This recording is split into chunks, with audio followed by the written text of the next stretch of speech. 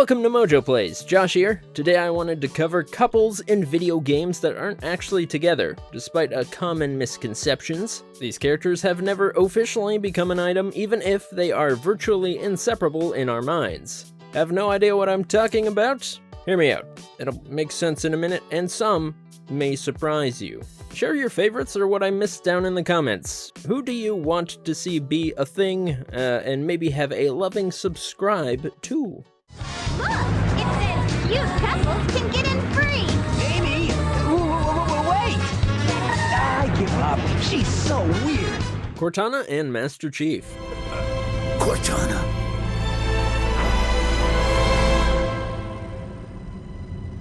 Goodbye, John. The Chief has had vague and possibly romantic-leaning inclinations towards the computer program within his suit for several installments. Despite being an AI, Chief treats Cortana like a partner instead of a replaceable asset, seemingly an uncommon bond to share in the Haloverse. When Cortana develops rampancy, a side effect of the AI's short lifespan, Chief defies orders to terminate her, instead refusing to turn her chip over to the UNSC. Cortana likewise has saved the Chief's life on several occasions throughout the series and has a fond loyalty to him, with a type of intimacy that, while ambiguous, toes the line between work colleague and longing romantic partner. The logistics in making that work between a space soldier and a hologram was not explored any further, but due to all their on-screen time together, it's not uncommon for fans to assume they are an item of some kind. If we can just get back to Earth and find Halsey, she can fix this. Don't make a girl a promise you can't keep. Bayonetta and Jean. Sales are so much better after the holidays. And the distinct lack of acts of God doesn't hurt either. In the somewhat controversial ending to Bayonetta 3, spoiler warning, Bayonetta ends up confessing her love for longtime romantic interest, Luca. And then this happens.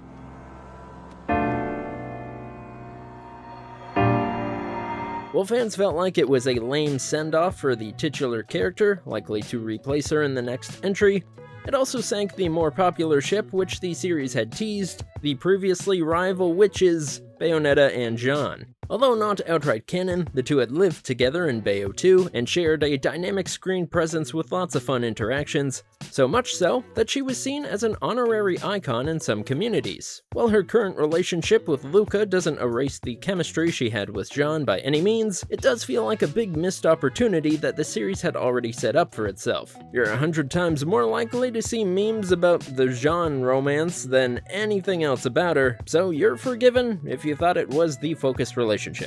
What do you need? A wake-up kiss or something?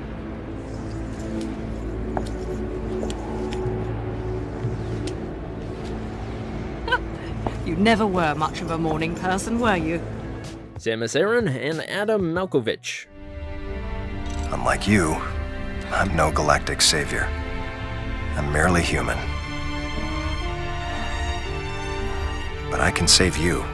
Samus likes to spend her time alone, taking long walks into cavernous alien planets and slaying horrific creatures, so she doesn't spend a lot of time with other people. Until the plot of Metroid Other M, pairing her up with a group of Federation soldiers, including her old commander Adam Malkovich. While the two are not written as romantic interests, and in fact he acts more like a father figure, they do share some banter, even after his mind is uploaded to her computer, where he becomes her AI assistant. Man, these sci-fi games, I swear.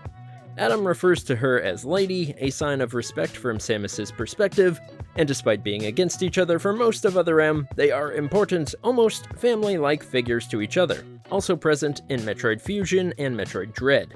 All this said, because Samus is rarely ever depicted with other people, it is an initial common misconception that they are together in some way, not so much, that would probably come off as creepy, and he's a bit of a tool.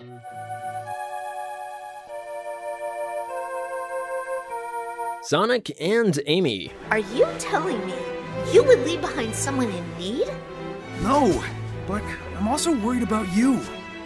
You can't help anyone if you're stuck in limbo. Amy has been the stereotypical fangirl archetype, obsessed with Sonic and everything he does for most of her appearances. But the Sonic series has dialed this back quite a bit in recent years to make Amy into a character of her own, with at least a few other interests. While the blue blur's reactions to her affection have varied from indifferent, to fond of, to adamantly against, the two haven't made anything that official, sort of a Kermit and Miss Piggy eternally one-sided crush situation. Will these hedgehogs ever date? Who knows? The run of the newer cartoons seem like the most likely place it could happen. In-game Sonic, though, is only interested in one thing: a-goin' fast. And besides, this way, I'll be able to keep my eyes on you. Ugh. Ryu and Chun-Li.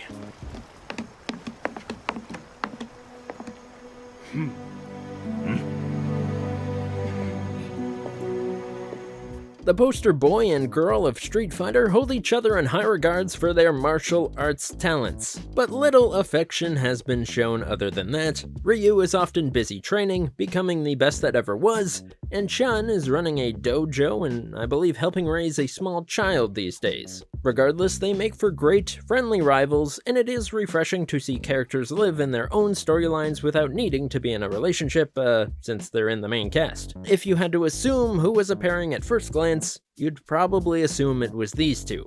Meanwhile, Ken and Guile are the married ones. Yeah, okay.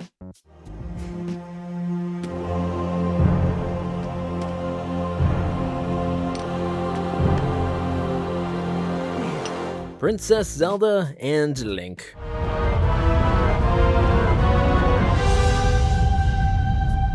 The hero and the Princess of Hyrule have reincarnated several times, and it could be argued, in a couple of appearances, that it becomes fairly explicit that they end up together, but the full truth of the relationship is often omitted.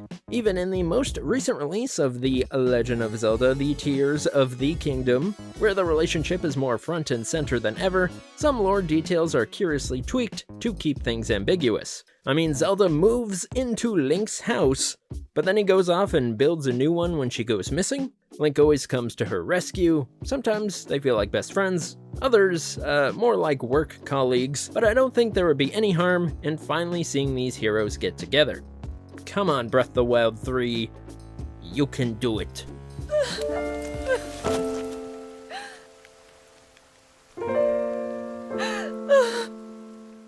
Sam and Max. It's an engagement ring. Sam, this is all so sudden. I don't know what to say. Quiet, bonehead. Sam and Max are about the most married, unmarried characters ever. It's not an uncommon sight for either of the two freelance detectives to cartoonishly don a wedding dress or make a quick pass at each other, as seen throughout both the games and comics. It is heavily implied that they are quite happy to be both work partners and probably more than good buddies, though it hasn't exactly been spelled out in detail other than comedic jabs, and occasionally they are presented as being actively repulsed by the idea, also in service of a joke. Otherwise, a rather well-known story in the fan community is how series creator Steve Purcell had a Sam and Max in a wedding dress cake topper for his wedding cake. Make of that what you will. Well, that's interesting. It says your perfect match is Sam. Disturbing, and yet somehow not completely unexpected. Joe Valentine and Chris Redfield. Are you alright? Chris. Two of the big protagonists in the first Resident Evil went on to become icons of the survival horror genre and really good partners. Like, really good. Just the best work partners ever. Yup, partners. Despite recurringly starring together and risking their lives for each other in later installments, Chris and Jill have never expanded on their relationship beyond being co-workers at the Special Tactics and Rescue Service, STARS. Even after Jill is brainwashed and Chris is able to bring her back to reality, we never get to see what sort of impact that has on their potential relationship. Resident Evil is just sort of a loveless world in general, where our protagonists never have any time to develop feelings besides utter terror. Despite this, there's nothing saying that a much older Chris in RE Village hasn't been spending more time with his old partner, but we'll probably never know for sure. I don't think they're gonna give it to us. Jill, there's something big going down, and I don't think we're part of the equation. I have to get you out of here. Ugh, it won't open. Wait, I'll be back to get you out. Okay, no sightseeing though. Steve and Alex. You may be in one of two camps right now. Wait, those Minecraft characters are together group, and hey, wait, they confirm those Minecraft characters are together group. Well, wouldn't you know it, the team behind this romantic pairing announcement later walked it back, as was stated by the LEGO Group in a July to August 2016 issue. Steve is, quote, a miner, builder, alchemist, and Alex's boyfriend. There you go, a whole new context for all those animated Minecraft trailers, but wait! Be it because someone at Minecraft asked LEGO to walk it back, or that LEGO felt like they had gone in the wrong direction, we don't know to be sure, the next issue of the LEGO Club magazine noted that creepers had gotten into the clubhouse and wrote all sorts of crazy stuff. Those crazy characters. Instead, Steve and Alex are just best friends, they clarified. After this little mix-up, the exact relationships in Minecraft are up for interpretation, though you'll find loads of people convinced that the first draft is canon, and that the LEGO team had it right the first time.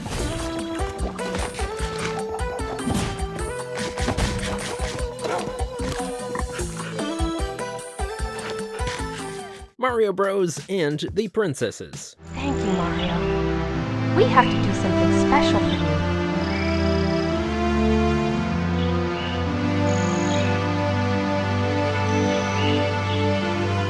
Here we go! We all know how this one goes. The plumber saves the princess, they get a little smooch on the nose, and the day is saved. No further elaboration. Even though they're great friends, the closest we've seen to Mario becoming an official item with Princess Peach was during the end chapters of Super Mario Odyssey, where him and Bowser fought over her attention. Other brother Luigi, meanwhile, has hinted at being a romantic interest of Princess Daisy, seen in the Mario Kart track Daisy Circuit, where the two are sculpted as golden statues dancing hand in hand.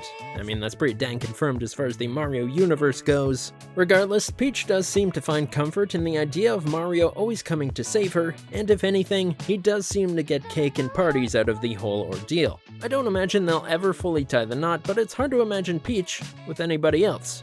Except maybe Bowser, if that's your thing. But that one anime with the prince guy? Oh, that just felt straight up wrong. Sayonara! Mario! Luigi! Genki de na! Thanks for watching. Check out our other videos right here on MojoPlays. Leave a like, leave a subscribe. Thanks. Bye-bye.